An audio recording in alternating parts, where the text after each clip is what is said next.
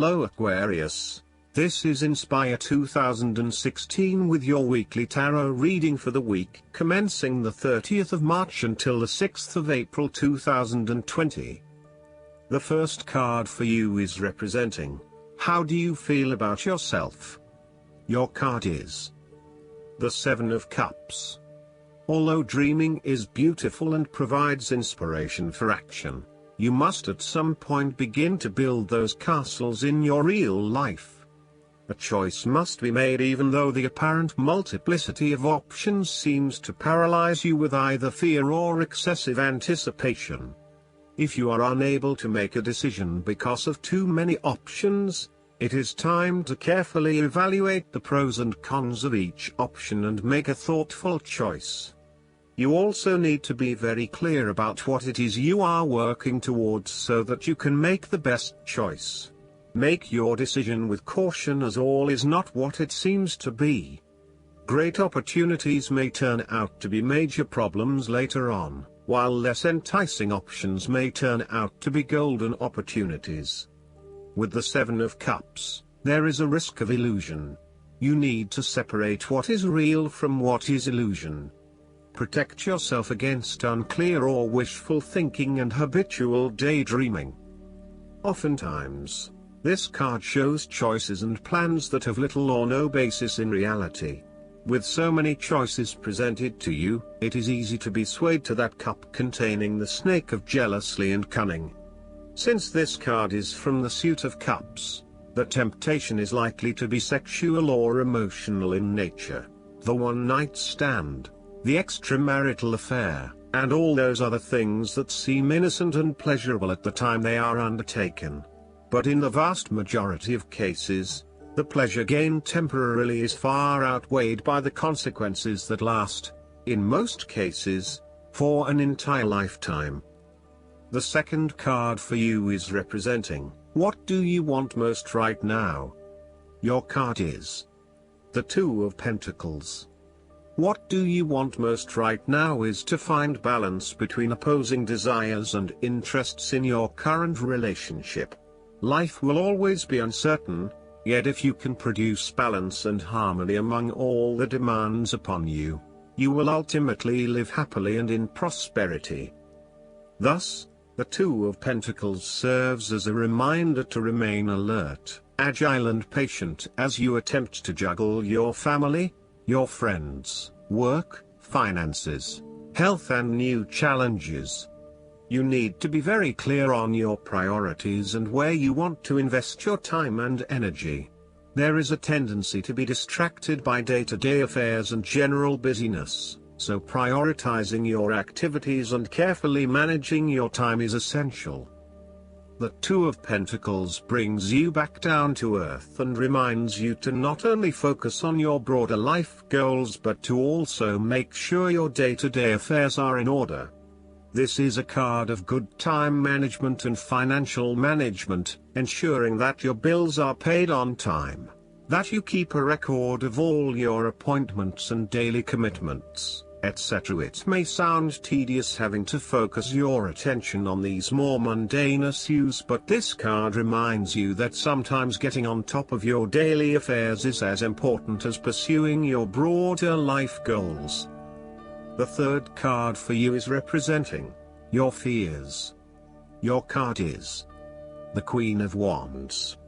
You are afraid of a situation in which someone is behaving in a manipulative, pushy or selfish way. One of you seems to be in a chronically bad mood, and is angry, resentful and jealous. You may find yourself being attacked or bullied, or behaving this way yourself. Perceptions are skewed and information is being twisted into lies. Someone is demanding, controlling, petty and narrow-minded. The Queen of Wands can also indicate that you have recently lost your confidence in yourself and have become a shrinking violet. You shy away from being in the limelight as you worry that others may think you are not the real deal anymore. You may have even had a recent fall from grace and are now slightly embarrassed about your reputation. What you need to do is restore faith and belief in yourself. Draw from that positive energy that usually lies within and know that you can combat anything once you set your mind to it. The fourth card for you is representing what is going for you. Your card is the Ten of Swords. You may feel powerless as something comes to a crashing and sudden end, and you feel as if you are being attacked or backstabbed by someone else. You may even use this challenging time to portray yourself as a martyr, to show that you have put your interests last but have suffered as a result. The Ten of Swords also indicates a difficult experience of endings, loss, pain or release. However, the saving grace is that you have a new awareness and a positive sense of relief that the difficulty and pain will soon be over and will evolve into something new. As with all endings, there will be a new beginning, a rebirth, and a rejuvenation of the spirit. So, while this card may seem negative at first glance, it is a card of help and an indication that your troubles will not be permanent. Furthermore, this is the final moment, and no more pain will come to you from that source. It is darkest before the dawn, and as gloomy as it looks, the sun will rise again. It can only get better from here. The Ten of Swords is about letting go and accepting your current circumstances.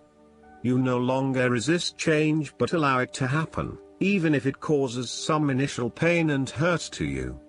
You accept that there must be change in order to facilitate renewal, and you allow it to occur rather than fighting it. After a painful situation, it is a signal to pick yourself up off the ground and to reflect upon what happened to you and why, and what you can learn from the experience. The Ten of Swords is a sign that the pain and hurt you have endured has not gone without purpose. The positive power within you can be used to learn from your pain and draw wisdom from defeat. The fifth card for you is representing what is going against you. Your card is the Eight of Pentacles. Your perfectionism has become a barrier to your success. You will have to let go of the smoothness and predictability of doing what you have mastered, and be willing to make a fool of yourself all over again. You are working very hard on something but it is not leading to the desired outcome, leading to frustration and disappointment with the lack of success and progress. Sometimes, we can focus in on improving a part of ourselves or trying to fix something, only to find that all that effort is just going on the wrong things. You may be honing in on minute details that are not important to the overall workings of your life. Instead, you need to look at the bigger picture and ask yourself whether this is the right direction for you at this time. How can you bring your attention out of the detail and to the overall picture here? Are you working on the right things, or is there a major part that you are missing? Return to the energy of the Seven of Pentacles and reprioritize and invest in those activities that will lead to the greatest return. The last card for you is representing the likely outcome that you may have. Your card is the King of Swords. There would be a male significant figure in your life, most likely from air signs, who has the courage and intellect to accomplish all that he desires. You need to adopt a very stern but fair role. You have clarity of mind and can perceive the truth right now, so you must take the lead with providing an objective point of view. You are well positioned to judge your situation appropriately and identify the limiting behaviors that are getting in the way. This is a time when you need to leave emotions out of it, and remain as objective and rational as possible. You may need to reason with others and be quite direct about what you are observing. You may be concerned that you are not being particularly caring or sympathetic, but at this point in time, this detachment is what is needed most.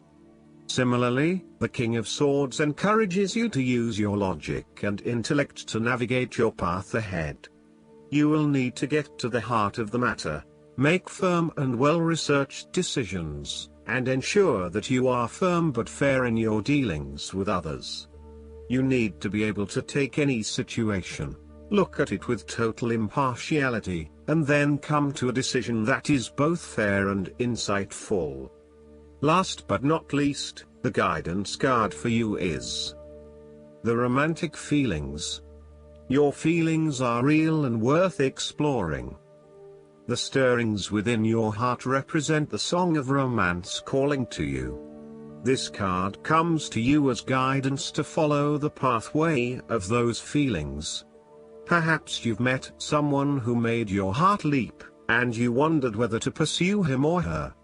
Well, this card says that the answer is yes. Take action by flirting, asking the person out on a date, or making your feelings known. If you've recently been longing for more romance in your life, this card is a signal to take charge of making that happen. You can romance yourself by, for example, treating yourself to a luxurious massage or pedicure, buying yourself presents, or watching a romantic movie. You can also actively pursue and attract romance.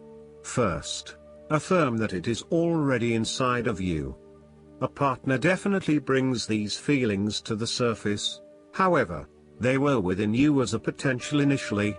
The more you affirm, "I am romantically loved," the more you attract this condition within yourself and through a relationship. In some cases, you'll receive this card as a signal that you are ready for a new relationship. It then guides you to take action, such as being aware of people you meet who may be potential partners, as well as frequenting places where such potential partners may be.